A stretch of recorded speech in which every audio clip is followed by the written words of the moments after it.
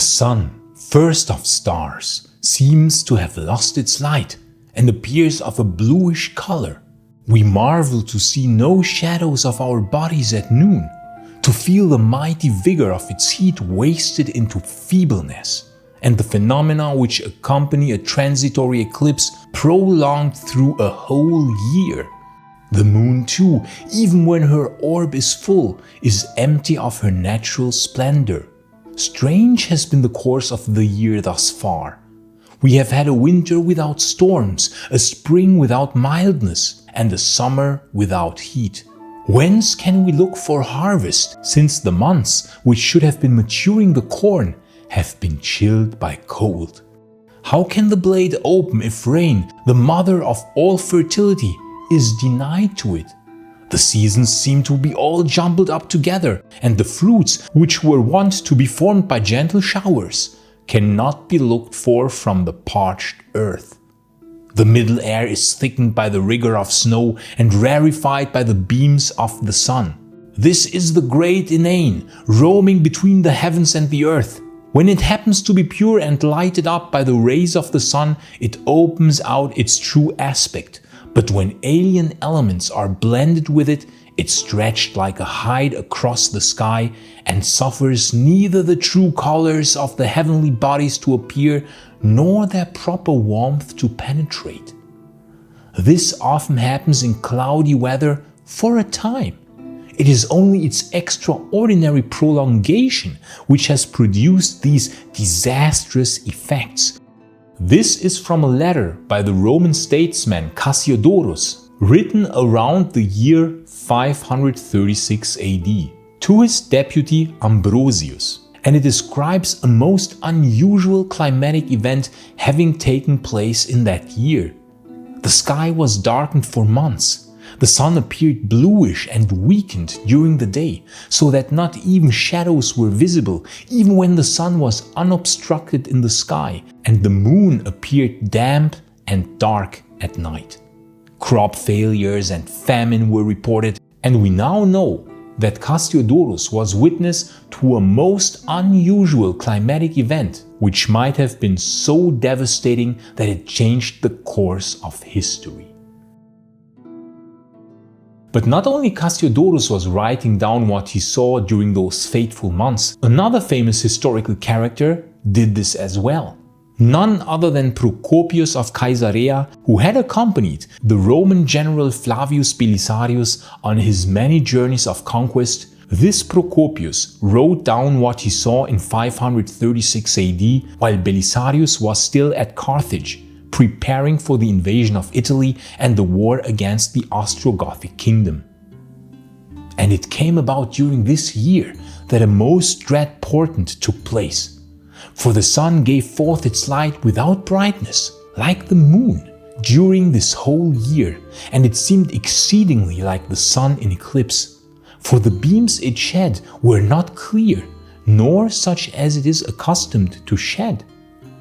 And from the time when this thing happened, men were free neither from war, nor pestilence, nor any other thing leading to death. This brutal description matches pretty much what Cassiodorus saw. It must have been a very dramatic climatic event to see the sun darkened, to see crop failures on a massive scale, and the resulting famine. But other sources also recorded the same event. Two sources in Ireland recorded what they called a failure of bread in 536 to 539. And there are even Chinese sources, such as the Annals of the Tang Dynasty, that wrote of a great cold and famine which occurred in 536. The Book of the Later Han and other Chinese texts also record a great cold which took place that year. So if sources from Ireland to the central Mediterranean, even to China, recorded cold temperatures and famine, it must have been a very widespread and severe event.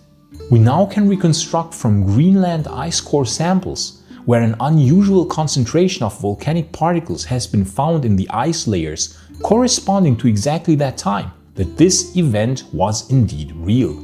Tree ring analysis reveals the same, where we can deduct that trees grew a lot less than usual in 536 because the sun was so weak.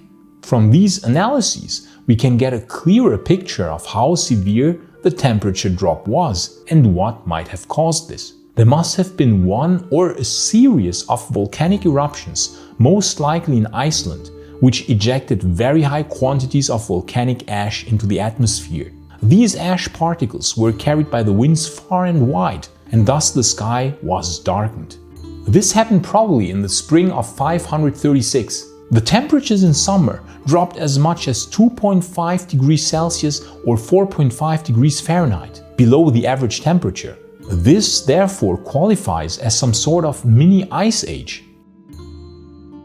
And now to something different. The SPQR Shop. They make amazing rings, amazing pendants, attributes, terracottas, coin replicas. They make a lot of wonderful replicas of Roman items, and it's all 100% handcrafted. Let me tell you, the level of craftsmanship is absolutely incredible.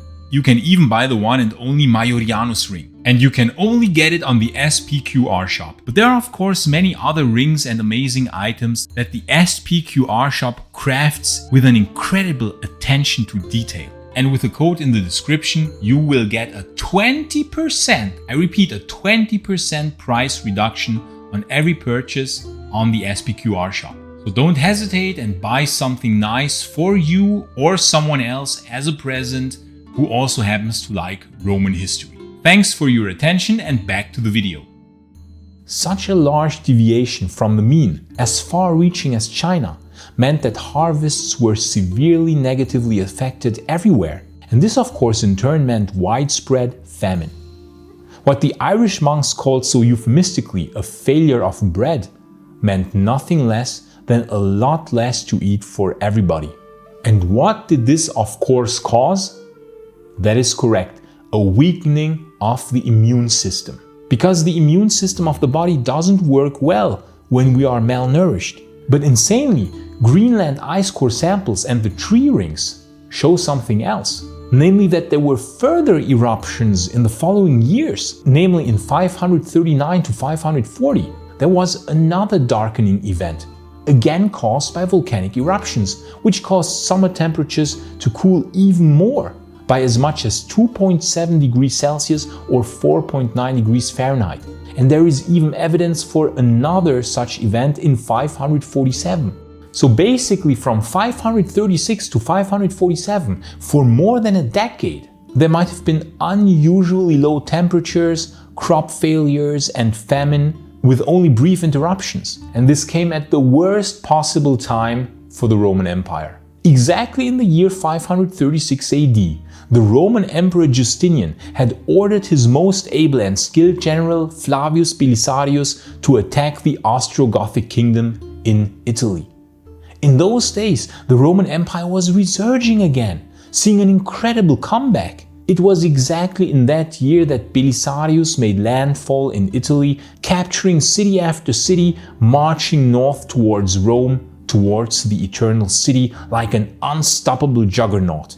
But because of these volcanic events and the darkening of the sky, because of the famine and the resulting weakened immune system of millions of people across the Mediterranean, something happened which made the situation even worse. The plague came from the east, probably transmitted by rats in 541 AD, possibly imported in the wars against the Persians in the preceding years. And now, with the widespread famine and weakened people, the Yersinia pestis bacterium unfortunately found millions of weakened hosts to prey upon. And thus it started spreading. And naturally, of course, this affected the highly advanced and urbanized society of the Roman Empire much more than the sparsely populated rural areas.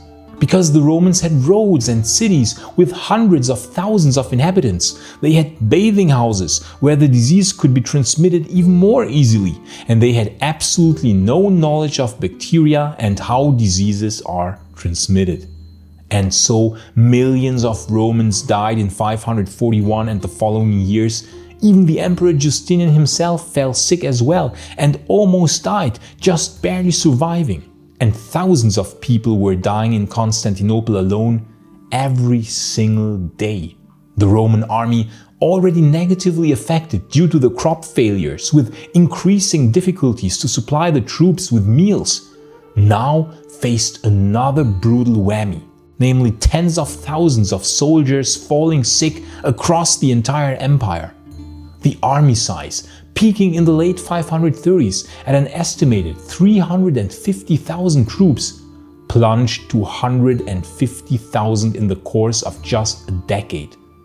Suddenly, there was a severe shortage of troops for all military undertakings, and this in a time when troops would have been direly needed. Because the war with the Ostrogoths had gone pretty well. Belisarius had managed to conquer almost the entire kingdom in just a few years. From 536 to 540, Belisarius had managed to conquer almost the entire kingdom of the Ostrogoths except for the areas north of the Po River. But he was recalled because Persia was on the advance again. But then the plague hit, and thus a war that should have been over could ignite again, because the Ostrogoths immediately used the weakness of the Roman Empire due to the plague to their advantage. And thus the war dragged on for 15 more years, nay, actually for almost 20 more years. Italy was plunged into darkness, entire cities were depopulated and ravaged by 2 more decades of war. Rome at one time had only a few thousand people remaining in this giant city. It was almost abandoned.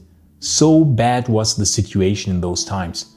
And as with the climate events that kept recurring until 547, so did the plague have multiple outbreaks that kept recurring time and time again, even until the 8th century. Hence, the climate events of 536, 539 and 547 were absolutely devastating for the ancient world. And actually these events changed the course of world history. Had these volcanic eruptions not happened, I think that the world would look completely different today. The Roman Empire might actually not have fallen, or if, then much, much later. Without the volcanic eruptions, there would have been no temperature drops and crop failures. Therefore, no hunger, no famine, and therefore no weakened immune system of millions of people. Thus, the outbreak of the plague would have been much slower and the survival rate much higher. In that parallel universe, the Ostrogoths would have never seen such a resurgence. Their kingdom would have been annexed completely in the 540s. Then Belisarius would have been tasked to conquer the Visigothic kingdom, and knowing Belisarius, he would have done it with 15,000 men tops, like the complete giga-chad that he was. The Franks would have trembled before the might of Rome, and it would have only been a matter of time until they would have been next on the list of reconquered kingdoms. Because remember, only 70 years earlier, these were Roman lands which the Franks and the other Germanic tribes had conquered unlawfully. These kingdoms would have been utterly destroyed by the might of Rome, and talking of Rome, the city of Rome would have not been plunged into utter darkness and chaos, and the Middle Ages in Italy would have been possibly averted. In that timeline, free of famine and plague, the cities of Italy and especially Rome would have been repaired and rebuilt, and Rome in that timeline might have shone forth again like a beacon of art, beauty, of law, rhetoric and culture.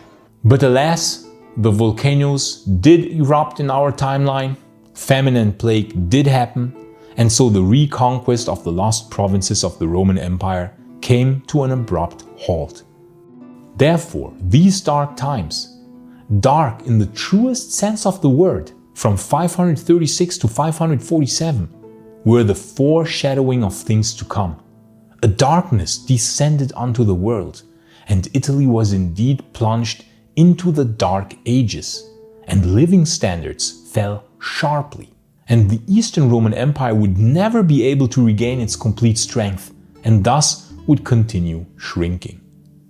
So the importance of the climatic event of 536 and following years cannot be overstated.